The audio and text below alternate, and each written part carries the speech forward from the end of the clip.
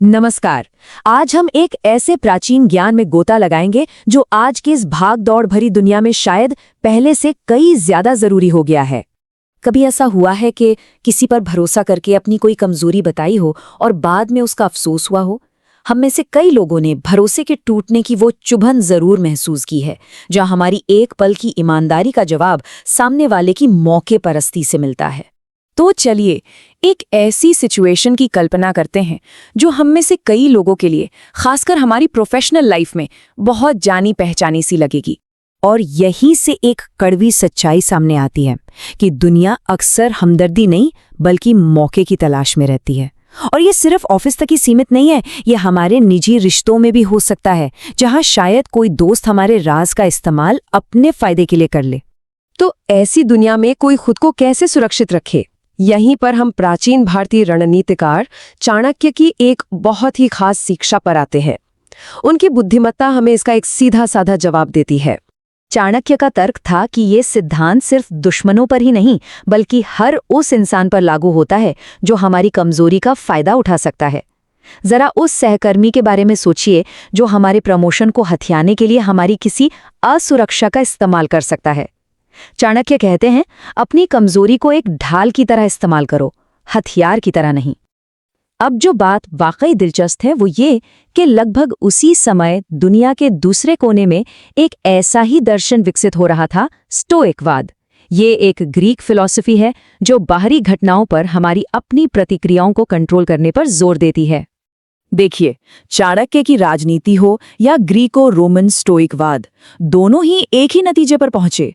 बाहरी दुनिया में सफल होने के लिए अपनी भीतरी दुनिया पर काबू पाना बहुत जरूरी है।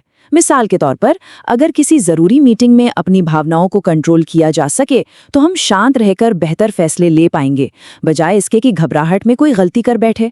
दोनों ही दर्शन हमें यही सिखाते हैं। तो चाणक्य के लिए असल में कमजोरी का मतलब क्या था? ये सिर्फ शारीरिक या पैसों की कमी से कहीं ज्यादा गहरा है। जरा सोचिए, उनके हिसाब से क्या हो सकता है? इस रणनीतिक नजरिए से देखें तो कमजोरी कोई व्यक्तिगत नाकामी नहीं है, बल्कि वो एक ऐसा लेवरेज है, एक ऐसा फायदा जो हम खुद किसी और के हाथ में थमा देते हैं। सच कहूं तो हम सब ने कभी ना कभी ये गलती की होगी। ये समझना कि हमारी जानकारी दूसरों के लिए एक हथियार बन सकती है, अपने आप में एक बहुत बड़ी ताकत है। तो इनमें से कौन सी बात सबसे ज्यादा असर करती है? पहला कदम है खुद को जानना। खुद को जज करना नहीं, ये समझना कि हमें कहाँ ज्यादा सावधान रहने की जरूरत है। आज कुछ पल निकालकर सोचना बनता है कि हमारी अपनी कमजोरियां कहाँ हो सकती हैं और हम उन्हें कैसे सुरक्षित रख सकते हैं। इतिहास इस सिद्धांत के दमदार उदाहरणों से भरा पड़ा है। अब हम देखेंगे कि कैसे रणनीतिक चुप्पी ने दो बिल्कुल अलग शख्सियतों के लिए न सिर्फ उनकी जिंदगी बल्कि इतिहास का रुख ही बदल दिया। ये कहानियां वाकई हैरान करने वाली हैं। सोचिए, राजा धनानंद ने उन्हें दरबार से बाहर फेंक दिया, लेकिन चाणक्य ने शिकायत नहीं की। उन्होंने सालों तक चुपचाप एक पूरा साम्राज्य उखाड़ फेंकने की योजना बनाई। उन्होंने अपने अपमान को एक क्रांति की आग में बदल दिया, और ये सब इसलिए हुआ क्योंकि उन्होंने अपना अगला कदम कभी किसी को नहीं बताया। जरा सोचिए कि इस तरह के आत्मनियंत्रण के लिए कितनी मानसिक शक्ति लगती होगी। और फिर है स्टीव जॉब्स, जिन्हें अपनी ही कंपनी से निकाल दिया गया था। उन्होंने विक्टिम कार्ड नहीं खेला, बल्कि चुपचाप नेक्स्ट और पिक्सार जैसी कंपनियां खड़ी कर दी और फिर एप्पल में लौटकर उसे दुनिया की सबसे कीमती कंपनी बना दिया। दोनों उदाहरण एक ही सबक सिखाते हैं, कमजोरी के पलों में चुप रहें और मजबूती के पलों में अपने काम को बोलने दें। अब हम सब अपनी जिंदगी के उन हिस्सों के बारे में सोच सकते हैं जहां ये सिद्धांत काम आ सकता है।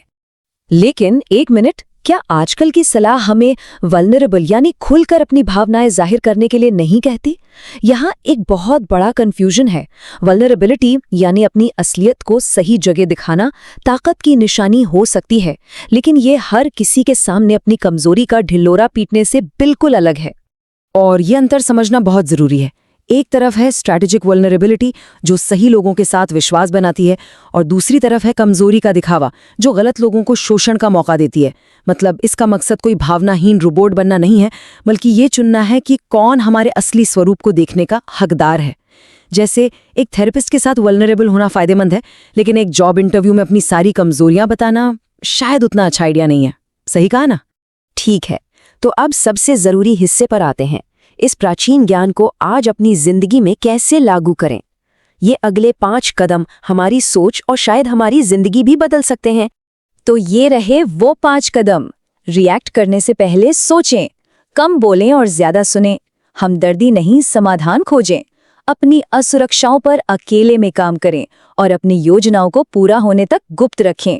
ये 5 कदम हमें अपनी ताकत वापस पाने और असली मजबूती बनाने के लिए एक प्रैक्टिकल फ्रेमवर्क देते हैं। आज से ही इनमें से किसी एक को लागू करने की कोशिश की जा सकती है। जैसा कि चाणक्य ने कहा, जो अपनी दुर्बलता छुपाना जानता है वही असली बलवान है। आखिर में लक्ष्य ये नहीं है कि हम कौन हैं इसे छिपाएं, बल्कि ये है कि हम समझदारी से चुनें कि इस मौके परस्त दुनिया को हम क्या दिखाना चाहते हैं।